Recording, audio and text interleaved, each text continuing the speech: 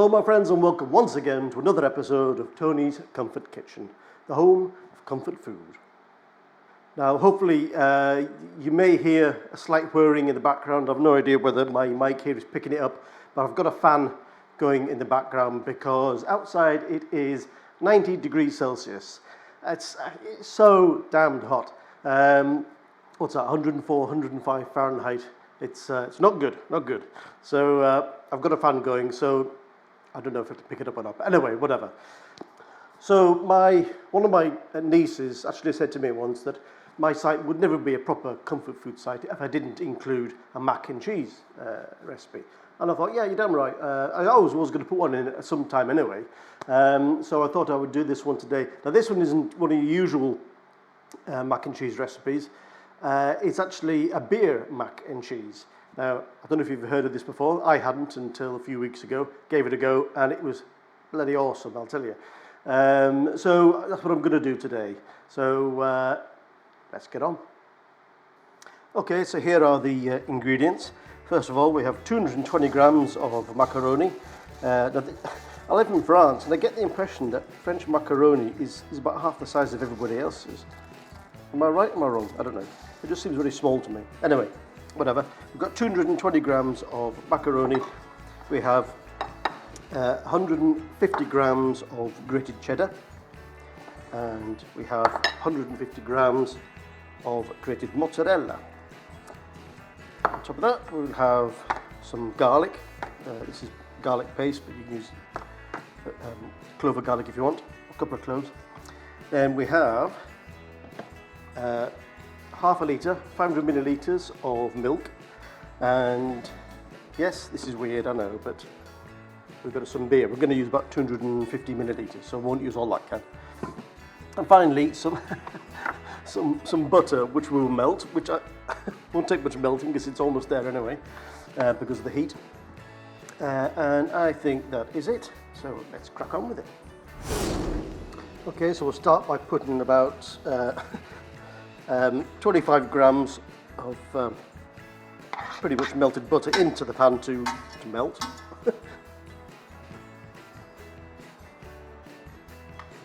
Okay, so while it's melting down, we'll get the garlic. It's equivalent of about 2 cloves of garlic. Turn the heat down. I forgot to mention that this goes under a grill, and it's just before the end. So as long as you can use some sort of receptacle or frying pan or something, it can go in a grill or can go into an oven with a grill. Well, mine has a separate grill, so I can't put it in the oven. I don't get what they call it, a broil and roast or broil and bake setting in it like that. So I just put mine under the grill. But if you can put yours in the oven, fine. Okay, that's the garlic cooking in now. So we're going to add. I've already added the beer to the milk, which I wouldn't recommend drinking. It's not very nice. So that's 750 millilitres. Goes into the pan.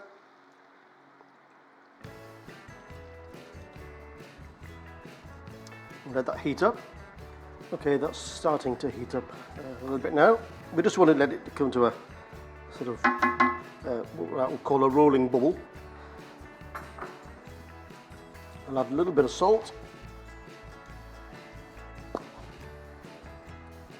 Now this is so easy to make. I mean, a normal mac and cheese isn't exactly difficult to make, but there's no flour in this. There's no mixing the flour with the butter and then adding the milk, making sure you know it doesn't get lumpy. There's none of that with this. It's just basically just chuck it all in the pan and that's it.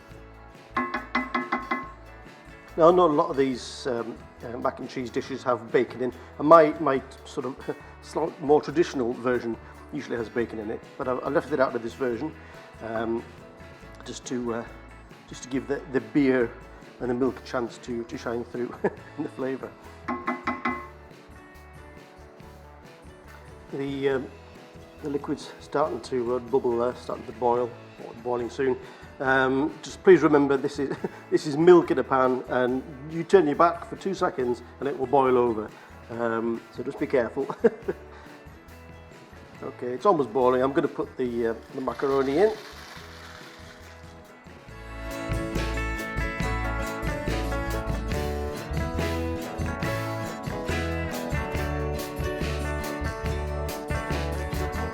I'll just whack the heat up and I'll turn it down as soon as the the liquid starts to bubble away. Forgot to put some black pepper in. So it's bubbling away nicely now. We just want to cook that so the macaroni gets cooked through and the liquid reduces a little bit, and then we'll add the cheeses. That's been going for about 3 minutes now. The macaroni's almost cooked, so I think it's time to add the cheese. So I'm going to put all of the cheddar in.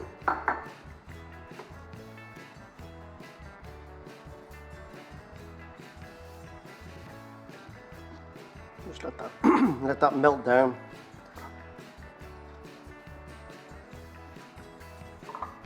And then I'm going to put half of the mozzarella in, and we'll save the other half for the topping when it goes under the grill, which is right below me, and it's been on for ages, and I'm absolutely baking. I should be making a salad today, not something like this. Bad choice.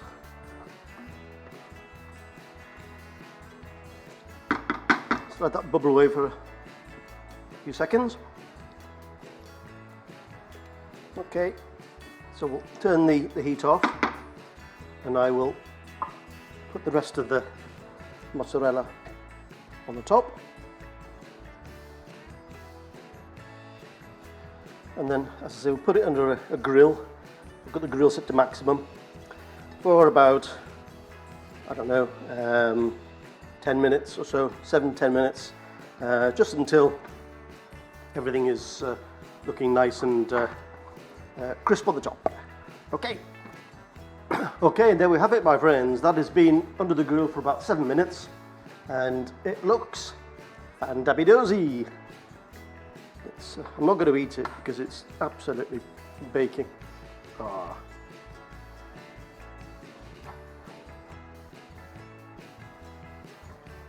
Oh my goodness.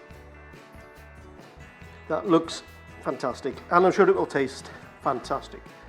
You just might have to wait 10 minutes before I can have a go at it.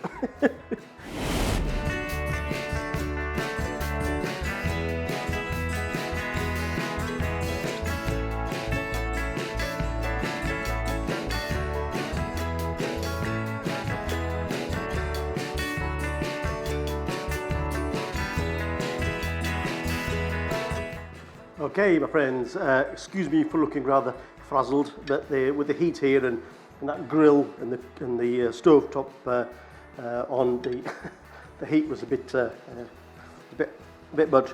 Right, I'm going to have a taste of this. I hope it isn't too hot itself for me to eat. Here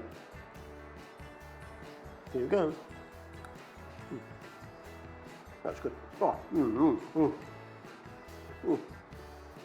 This is not a traditional one, but it is fantastic nonetheless. It's very simple to do. You could do it with bacon in, like a lot of people do with the normal ones, but I just wanted to give the beer and the milk mix a chance to shine through. And it's very tasty. Simple, takes no time, and it's Friday today, so it's a perfect Friday night meal. So, if you like what you see, please like, comment and subscribe as per usual, and I will see you in the next video. So, peace and love, my friends. Peace and love.